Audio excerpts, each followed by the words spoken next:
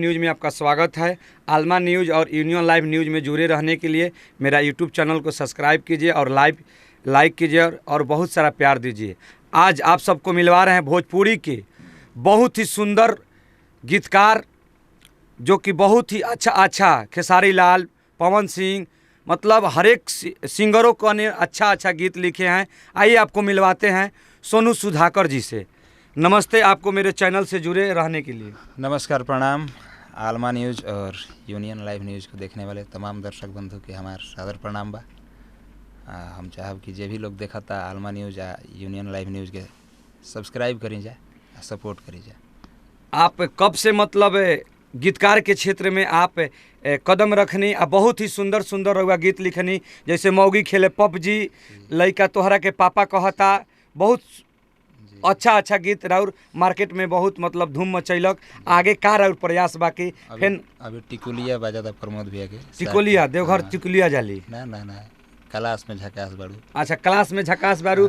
मतलब कोई सिंगर भोजपुरी के स्टार सिंगर नैखन बचल कि सोनू सुधाकर जी के गाना नैखन गईले, तो आप लोग प्यार दुलार दी। और सोनू सुधाकर भैया से हम यही पूछें कि भोजपुरी मतलब अश्लील जब भी मुद्दा उठेला कि राइटर लोग लिख के देता तो हम अश्लील गावत नहीं, तो ये पर हुआ का विचार बाटे? ऐसा कुछ नहीं है, उतना अश्लील भोजपुरी नहीं है जितना लोग सोच लेला। कुछ लोग करेला, नया लोग आवेला तो सोचेला कि कुछ अश्लील करके कुछ और चीज़ करके आगे बढ़े के प्रयास करेला लोग। तो वो विषय पर का कहे बा, ठीक बा, चलता जरा जौन बुझाए उगावे। हमनी के कोशिश करे जा कि बढ़िया गीत अपन करी जाए। हमनी के जितना भी गीत बाजल बा मार्केट में, तो अश्लील तो हमारा लिखे लागत कि एक बाजल बा। अभी राउर सबसे ज़्यादा वो तो पुराना हो गई पबजी या लड़का खेला होता। अभी राउर मार्केट में तो हल्का मचैले बा टिकुली या प्रमोद प्रेमी की आवाज़ में, तो वो गीत रहुआ थोड़ा सा दर्शक के बीच में परोस दी। कि बानी सबसे झकास हम अपना क्लास में, लइका करेला समार बैठे खाती पास में, कि सभे करेला बड़ाई हम जेने जेने जाई, केहू कहे अमर पाली केहू लूलिया। तो लइका के लाइन बा कि बड़ा लागे लुए जान चूला बोलिया, कि गोरी साट के टिकुलिया, पढ़े जब जालू स्कूलिया, एहो गोरी साट के टिकुलिया। प्रमोद प्रेमी एंटरटेनमेंट पाई रहे, अब 100 मिलियन हो गई बा। 100 मिलियन हो गई बा। तो बहुत धन्यवाद आपको सोनू सुधाकर भैया, जो कि आपने टिकुलिया को 100 मिलियन। एक बहुत ही भूमिका होती है गायक से, बहुत ही अच्छा प्रयास होता है एक राइटर मतलब गीतकार का, कि वो क्या मीनिंग लिखता है। गायक लोग तो कुछ भी मिलता है गा देते हैं, लेकिन प्रथम प्रयास होता है एक राइटर का। तो आप मतलब जमीनी स्तर से उठ के आज भोजपुरी में आप एक आगे कदम बढ़ चुके हैं। तो आप कलाकार को कितना सहयोग करते हैं, छोटे हुए कलाकार? काहे कि देखिए, जो बढ़ जाता है वो आगे की तरफ छोटा कलाकार को लिख, बहुत सारे लोग होते हैं कि फलाना मेरा गीत उठा के गा दिया, तो इस पर आप क्या कह सकते हैं? देखिए, हमनी के तो उठा के आज ले गवावले नहीं खींचा केहू के गीत। हमनी के प्रयास रहेला कि मतलब मार्केट में जे भी हिट बा सब केहू के आदमी काम करते बा। खेसारी भैया कोई नहीं, नीलकमल के, कल्लू जी के, रितेश के, अभी प्रमोद भैया के कंटिन्यू काम होता। और साथ साथ हमनी के जहाँ तक नाम होके के रहे लगभग होइए गइल बा। अब मान ली इंडस्ट्री के सबसे बड़ सिंगर खेसारी भैया, पवन भैया के आदमी काम करता, दिनेश भैया के आदमी काम के ले बा, तो उससे आगे आदमी कहाँ जाई। हमनी के प्रयास रहेला कि नया लोग के उठावे के, नया लोग के ज़्यादा से ज़्यादा नया लोग पर मेहनत कल जाओ। बाकी जे हिट बा लोग कहेला तो आदमी करेला काम। अभी कंटिन्यू प्रमोद भैया करते नहीं, लेकिन अभी नया लोग के भी हमेशा शुरू से आदमी काम करत रहल बा, अभी करता नहीं। आपने एक गीत लिखा था पवन भैया को, पवन सिंह के गीत हम लिखले बनी, अभी रिलीज नहीं है भाई। अभी रिलीज नहीं है भाई? तो एक बार वो गाना रहुआ आप सुना दी, लइका तोहरा के पापा कहता। लगभग बहुत ही मार्केट में तहलका मचैले रहे, जो कि वो गीत के लगभग बहुत कलाकार गईले रहलन उठा के। नीलकमल सिंह, खेसारी लाल यादव जी, अमर राजा जी, लोग अपना दावा पेश करत रहे कि ये गीत हमार है। वो गाना रहे लइका खेलाएं की तारा के, आप लिखे थे जो लइका खेलाएं की तारा के, वो अरुण भैया लिखले रहे। अच्छा, तो रहुआ कौन लिखले रहनी? हमनी के गाना मौगी खेले पबजी खेसारी भैया के रहे। तो वही गीत आप दर्शक के बीच में थोड़ा सा परोस दीजिए। कि अइला कोरोना सारे मुँह तू तबा के, रख देले बाड़ो में हर मौगा बना के। हाँ दादा लॉकडाउन खुली अब कब जी, अरे कब जी, तो हमर मौगी खेलत बिया पबजी, हम तो दोनों बेरा काटतानी सब्जी। ये लॉकडाउन में बहुत बढ़िया बाजा। अच्छा ये बताइए आप सोनू सुधाकर जी, आप माने लॉकडाउन में बहुत मतलब मत कहिए, हर एक महिला को माने महिला पसंद रहे। गाना ये बन चुका था। हाँ। आप किस नज़रिया से इस गीत को सोचकर और लॉकडाउन में परोसे कि गाना बहुत मतलब प्यार दुलारा इस गाना को मिला? हमने के ऐसे बैठा रहे जाए घरे, लॉकडाउन में सारे स्टूडियो वगैरह भी हमने के बंद हो गए रहे, घरे बैठा रहे जाता बात होते रहे खेसारी भैया से वीडियो कॉल पर हाल चाल खाती बात होते रहे। तो भैया से ऐसे ही कहनी, भैया एगो मैटर लिखले बानी बढ़िया, तो भैया कहने का लिखले बानी सुनाई, तो सुनाई नहीं। तो भैया कहने कि एकरा के हम गाइब। तो वही दिन 6 गो कि 7 गो मैटर लिखले रहे, घर में बैठे रहे ऐसे ही सुनाई नहीं, सब गीतिया उनका पसंद पड़ गई।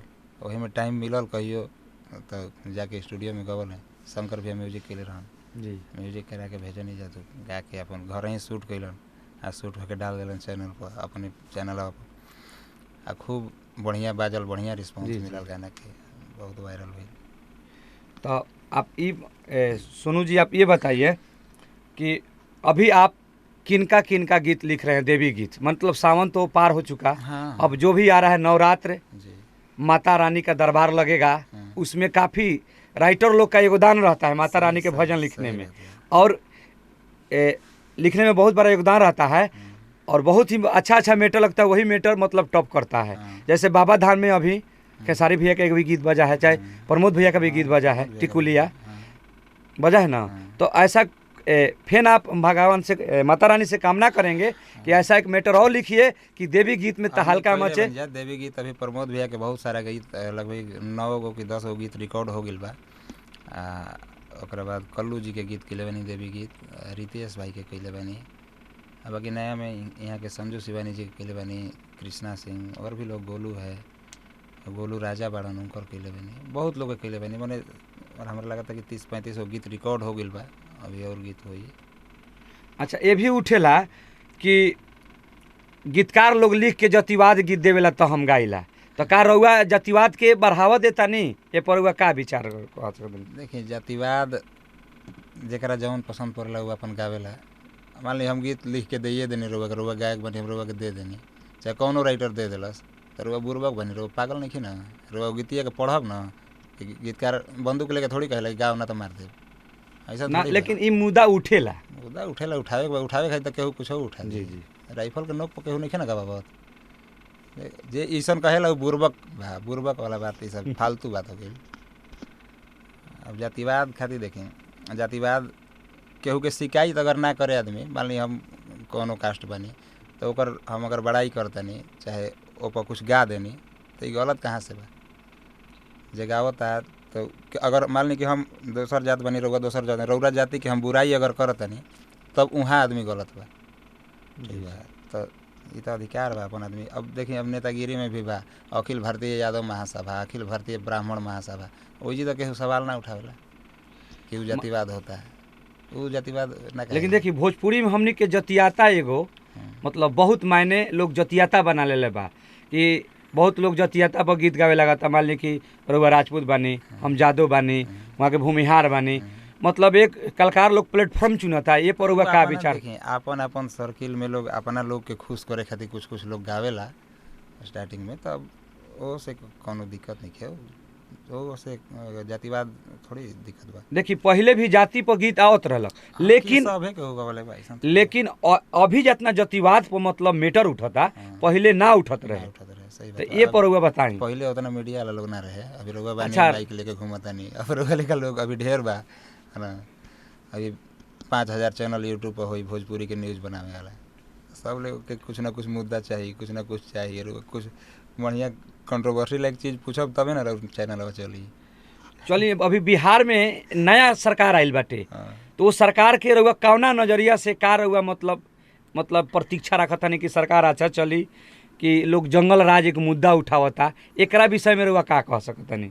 बहुत बढ़िया सरकार बा, नीतीश जी के नेतृत्व में बड़ा विकास के काम भी भइल बाटे।